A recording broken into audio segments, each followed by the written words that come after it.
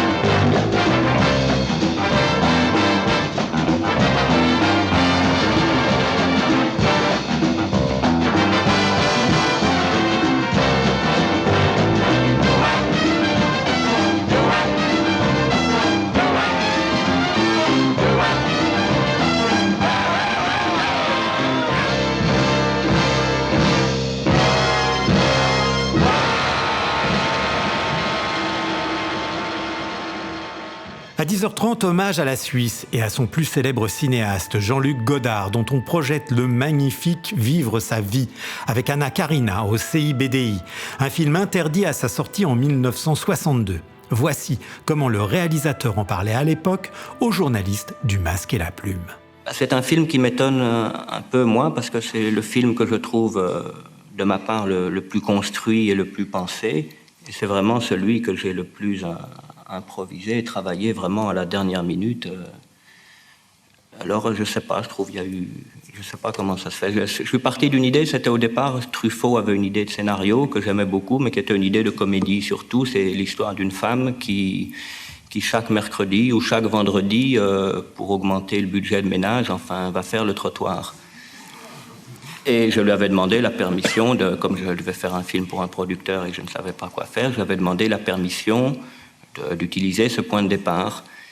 Et je suis pas, enfin, c'était une bonne situation, et enfin, je suis pas arrivé à en sortir, et finalement, je me suis intéressé, je me suis dit, je vais décrire un personnage, mais enfin, puis petit à petit, j'ai eu des idées, mais au départ, je me suis dit, je vais me lancer là-dedans, et une fois qu'on se lance dans les choses, eh bien, si les choses qu'on fait sont importantes, on doit bien trouver une direction. À l'Éperon à 10h30, la compétition continue avec Rosalie de Stéphanie Di Giusto où l'on retrouve Nadia Tereskevich, Benoît Magimel, Benjamin Biolay, Guillaume Gouix, Gustave Kerver, Nana Biolay ou encore Juliette Armanet. Quel casting! À 11h, deuxième film québécois de la compétition, Le Plongeur de Francis Leclerc, histoire d'un étudiant accro au jeu, criblé de dettes, qui devient plongeur dans un restaurant. C'est au CIBDI, Salle Lalou. À la même heure au CGR, Lola Devers, présidente du jury des étudiants francophones, présentera le documentaire d'Alexandre Moix consacré à son père, Patrick Devers, mon héros. Papa, j'ai longtemps porté en moi le mystère de ta mort. 40 ans que les gens se posent la même question. Pourquoi Patrick Devers s'est-il suicidé ?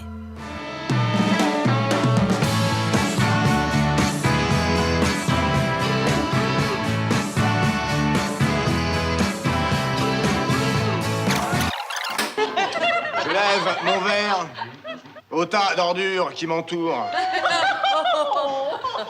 Il y a de quoi remplir une sacrée poubelle. Ils faisaient partie de ces très très très grands qui, à un moment donné, cherchent à battre leur propre record. Ça a basculé en une seconde, là.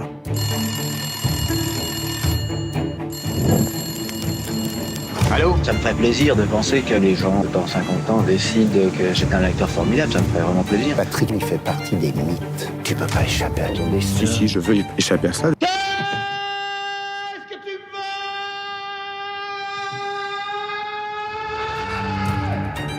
J'ai fait souvent ce rêve étrange et pénétrant d'une femme inconnue et que j'aime. Tu roules les mécaniques, mais t'as un grand sentiment. C'était quelqu'un qui avait de la douleur, qui avait un gros paquet à porter. Donc là, la drogue aide. Il a porté sa souffrance toute sa vie. Patrick, c'était un vrai. Connard !